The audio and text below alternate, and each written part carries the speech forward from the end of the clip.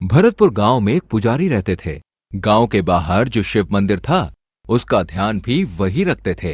वो भगवान शिव के बहुत बड़े भक्त थे, लेकिन उसका 9 साल का बेटा कई दिनों से बीमार था। पता ही नहीं चल रहा है इसे क्या हुआ है। मैंने आज तक ऐसा केस कभी नहीं देखा है। अगर आप ही ऐसा बोलेंगे तो हम कहाँ जाएंगे डॉक्टर साहब? हाँ डॉक्टर साहब, कुछ कीजिए, मेरे बेटे को बचा लीजिए। बेचारा कितने दिनों से पलंग से उठा ही नहीं है। देखिए, मैं आपकी बात समझता हूँ, लेकिन आपके बेटे के केस में कुछ आइडिया ही नहीं आ रहा है। हमने दवाई भी ट्राई की, लेकिन उसका भी कुछ असर नहीं हुआ। अब तो मेरे बेटे को शिव ही बचाएंगे। हाँ पुजारी जी, डॉक्टर को तो भगवान सिर्फ कहा जाता है, लेकिन शिव तो भगवान ही है। वो जरूर कुछ न कुछ करेंगे। अब मैं चलता हूँ। पुजारी जी को सांत्वना देकर डॉक्टर साहब वहां से चले गए। बेचारे पुजारी और उसकी पत्नी दुर्गा देवी की हालत बहुत नाजुक थी। उसका बेटा बीमार था और कोई इलाज नहीं मिल रहा था। कल से भगवान शिव का सावन महीना शुरू होने वाला है। मैं कांवड़ लेकर काशी विश्वनाथ जाऊंगा और शिव को प्रसन्न करके उनसे कहूंगा कि मेरे बेटे को बचाएं। लेकिन आप इतना कैसे चल पाएंगे और आपकी तबीयत बिगड़ जाएगी। उसकी मुझे फिक्र नहीं, मैं शिव का भक्त हूं। अब वही मेरा ख्याल रखेंगे। ठीक है, मैं आपके जाने की तैयारी कर देती हूँ। अगले दिन सुबह सूरज निकलने से पहले ही पुजारी उठ गए और काशी विश्वनाथ जाने के लिए तैयार हो गए। उन्होंने भगवा कपड़े पहने थे और कपाल पर भभूत लगाई थी। फिर उन्होंने अपने कंधों पर कांवड़ उठाई, जिसके दोनों ओर बड़ी बड़ी मटकियां बंधी हुई थी। हर हर महादेव! और महादेव का नाम लेकर पुजारी जी निकल पड़े काशी विश्वनाथ के लिए। बढ़ी हुई उम्र, पांव में चप्पल नहीं और कंधों पर मटकों का बोझ लेकर पुजारी जी बिना थके ऐसे चल रहे थे मानो शिव ने उनमें जान डाल दी हो। दिन पर दिन बीतने लगे। रात होते ही पुजारी जी कहीं आराम करने के लिए रुक जाते और सुबह होते ही फिर से निकल पड़ते। वो रास्ते में जहां भी जो भी खाने को मिलता शिव का प्रसाद समझकर खा लेते। ऐसे ही चलते चलते 3 दिन बीत गए और आखिरकार पुजारी काशी विश्वनाथ पहुंच ही गए। लेकिन वहां पहुंचते पहुंचते वो थक चुके थे और उनके पांव में छाले पड़ गए थे। उन छालों से खून निकल रहा था।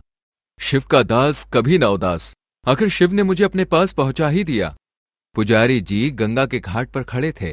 उन्होंने अपनी कांवड़ कंधों से उतारकर नीचे रखी और गंगा में स्नान करने चले गए। उन्होंने गंगा के पानी से अपनी सारी थकान उतार दी और फिर बाहर आकर कांवड़ में बंधे दोनों मटके गंगा के पानी से भर लिए। अब जल्दी से इस गंगा जल से भगवान शिव का अभिषेक करता हूं। मुझे यकीन है कि वो जरूर मेरे बेटे को ठीक कर देंगे। पुजारी काशी विश्वनाथ मंदिर में अपने मटकों में भरे गंगा जल से पूरी श्रद्धा के साथ भगवान शिव का अभिषेक करते हैं।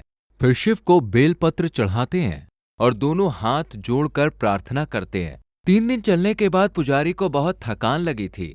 भगवान शिव की पूजा करने के बाद वो वापस गंगा घाट पर आए और एक जगह सो गए। दिन के उजाले में भी उनको थकान के मारे गहरी नींद आ गई। पुजारी जी सो रहे थे कि तभी भगवान शिव प्रकट हुए। उठो वत्स, तुम्हारी प्रार्थना सफल हुई। प्रभु, आप सच में मेरे सामने खड़े हैं? हाँ, मैं ही हूं। मैं धन्य हो गया प्रभु, मैं धन्य हो गया। मैं तुम्हारी भक्ति से बहुत खुश हुआ। तुमने इतनी दूर तक आकर मेरा अभिषेक किया है। मांगो, क्या मांगना चाहते हो? आपसे कुछ कहने की जरूरत ही कहाँ है प्रभु, आप तो सब कुछ जानते हो। इस दुनिया के कोने कोने में क्या हो रहा है वो सब आपको पता है। फिर मेरी तकलीफ भी आपको पता ही होगी। हाँ, पता है मुझे। अब तुम अपने घर जाओ, तुम्हारा बेटा बिल्कुल ठीक हो गया है। सच में प्रभु, मेरा बेटा ठीक हो गया है? हाँ, तथास्तु। और तथास्तु कहकर भगवान शिव अदृश्य हो गए। प्रभु, प्रभु! जैसे ही पुजारी की आंखें खुली तो उनको एहसास हुआ कि वो सपना देख रहे थे। क्या सच में भगवान शिव ने मेरे सपने में जो कुछ बोला वो सही होगा? क्या सच में मेरा बेटा ठीक हो गया होगा? मुझे जल्द से जल्द घर पहुंचना होगा। पुजारी जल्दी से वहां से अपने घर जाने के लिए निकल गए। उनके मन में शंका थी कि सपने में भगवान शिव ने जो कहा था वो सच होगा या नहीं। पूरे रास्ते में उनका मन बस इसी उलझन में उलझा रहा और ठीक 3 दिन बाद वो अपने घर पहुंच गए।